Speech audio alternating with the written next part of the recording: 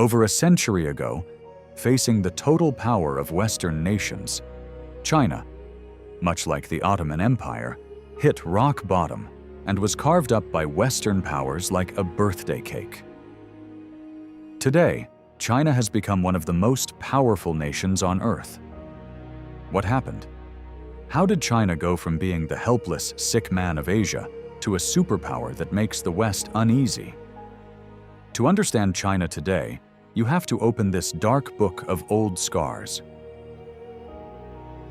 In the early 19th century, China saw itself as the center of the world. The Qing dynasty ruled over the largest, richest, and most packed empire on the planet at the time. China had a culture and a government system stretching back thousands of years.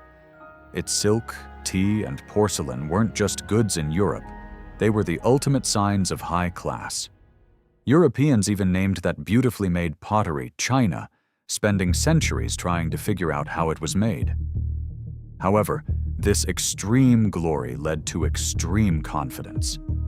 While Europe was going through the Industrial Revolution, building factories, railways, and modern armies, the Qing government firmly believed it had nothing to learn from the outside world. Foreigners were seen as brutes, and the Qing court felt that letting them trade with China was a massive favor.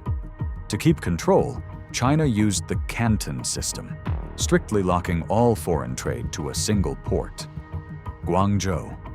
Foreign merchants could only deal through set local groups and weren't even allowed inside the city walls. This put the top global power, Great Britain, in a really tough spot. By the early 19th century, tea in Britain was no longer just a drink. It was a way of life. Millions of pounds of tea were shipped to Britain every year. But China had zero interest in British wool, clocks, or factory goods. China made everything it needed, and they only took one kind of hard cash: silver. This created a terrible trade gap. Every year, around 2 million ounces of silver flowed out of Britain and into China. Britain's silver vaults dropped to dangerous levels, draining their economy. Britain faced a huge problem. How do you force a country to trade when they don't want to?